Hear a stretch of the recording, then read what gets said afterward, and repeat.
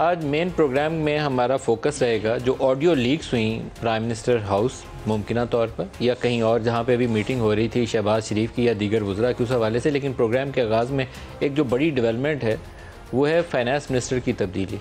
पाकिस्तान तहरीक इंसाफ के दौरे हुकूमत में भी फाइनेंस मिनिस्टर बदलते रहे और FBR के चेयरमैन भी तब्दील होते रहे, फाइनेंस सेक्रेटरीज भी तब्दील होते रहे। सबसे पहले असद उमर को इसका चार्ज दिया गया। असद उमर से जब चलाई नहीं गई हफीज़ शेख आ गए। फिर दरमियान में कुछ ही दिन के लिए इनके एक और MNA थे, उनको भी इसका मौका मिला, हमाद अज़हर को। हमाद अज़हर के बाद फिर ये शौकत तरीन साहब जो थे ये कुर्रा उनके नाम के निकल आया और वो इसको चलाते रहे। अब इशू क्या है? इशू ये है कि पाकिस्तान के ऊपर कर्ज़ों का बोझ पाकिस्तान तहरीक इंसाफ के दौरे हुकूमत में तकरीबन उसमें 70 से 80% इजाफा हुआ। पाकिस्तान की पूरी तारीख में हमने इतने कर्ज़े नहीं थे लिए जितने तहरीक इंसाफ के दौरे हुकूमत में ले लिए। हर साल अगर आप 4-5 हज़ार अरब रुपए का बजट का खसारा करेंगे तो कैसे पूरा करेंगे? आप कर्ज़े लेकर पूरा करेंगे। लेकिन उसके साथ उससे भी बड़ा एक जो अलमिया ये था कि पाकिस्तान के ऊपर गैर मुल्की कर्ज़ों का बोझ भी बढ़ रहा था और पाकिस्तान का ट्रेड डेफिसिट वो भी बढ़ता जा रहा था।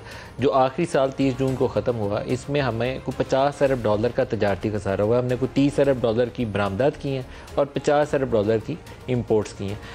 ये वो सूरत हाल है जो पाकिस्तान को बिल्कुल लेके बैठ गई है। 50 अरब डॉलर का खसारा आप कैसे पूरा करें? उसमें से 30-31 अरब डॉलर की रिमिटेंसेस आ गई, 18-19 अरब डॉलर फिर भी आपको चाहिए। यही नतीजा हुआ कि 17.25 अरब डॉलर, 17.3 अरब डॉलर का करंट अकाउंट डेफिसिट ये जो 30 जून को माली साल ख़त्म हुआ इसमें 17.3 अरब डॉलर आपने उधार मांगना ही मांगना है। बाकी जो कर्ज़ों का देना है, बाकी सूद वो तो देना है, लेकिन ये अजाफी है 17.3 अरब डॉलर।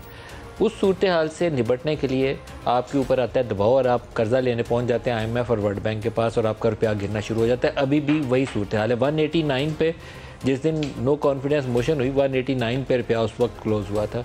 आज कोई 240 तक पहुंचा हुआ था गुज़श्ता रोज़। आज उसमें 2-2.5 रुपये की इंटरबैंक में बेहतरी आई है और ओपन मार्केट के अंदर 5-6 रुपये की बेहतरी है।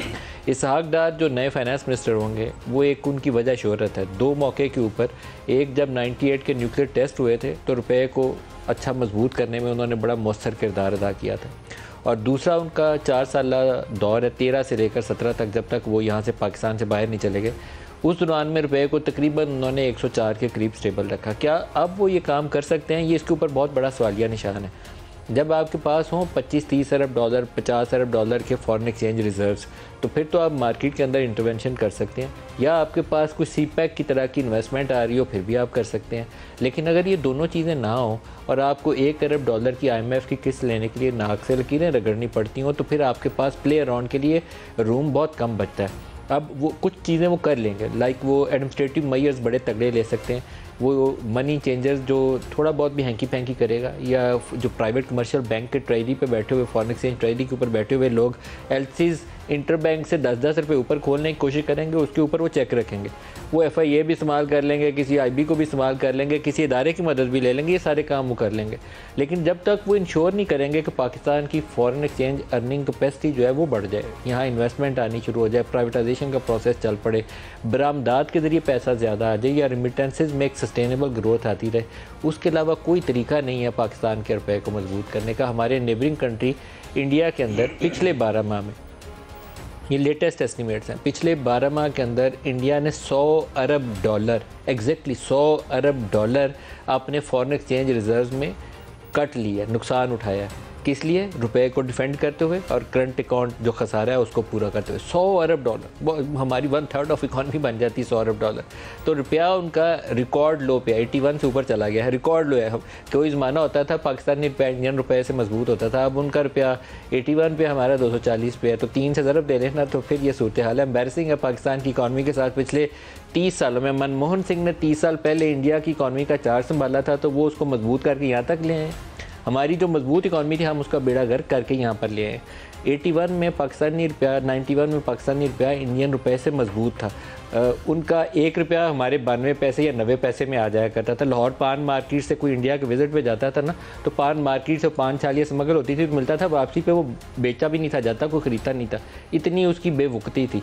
अब वो हमसे 3 गुना ज़्यादा मजबूत है। तो इस सूरत हाल से निकालना इसहाक डार के लिए बहुत बड़ा चैलेंज है, लेकिन निकालने के लिए एक विंडो ऑफ अपॉर्चुनिटी है। इंटरनेशनल ऑयल मार्केट में प्राइसेस काफ़ी नीचे गिरी हैं। US डॉलर बहुत तगड़ा है, उसका कोई हल नहीं है। पाउंड आज 50 साल तारीख में लोएस्ट लेवल पे अगेंस्ट US डॉलर, लेकिन जो ऑयल प्राइसेस का प्रेशर है वो आज कम है।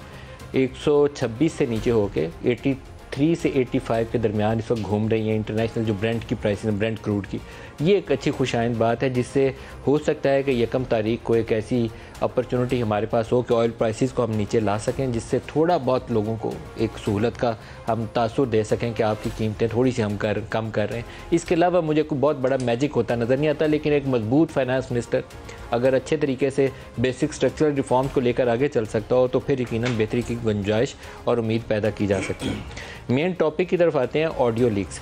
इसके अलावा ये जो इसहाक डार वाली जिस मीटिंग में जिसका मैं तज़किरा कर रहा हूँ, ये मीटिंग हुई थी लंदन में, और लंदन में शहबाज शरीफ साहब के साथ ही वापस आ रहे हैं फाइनेंस मिनिस्टर जो नए जिनको नॉमिनेट किया गया इसहाक डार। वो आज रात किसी वक्त उनकी फ़्लाइट होगी, प्राइम मिनिस्टर भी पहुँच जाएंगे और फाइनेंस मिनिस्टर जिनको नामज़द किया गया वो भी पहुँच जाएंगे।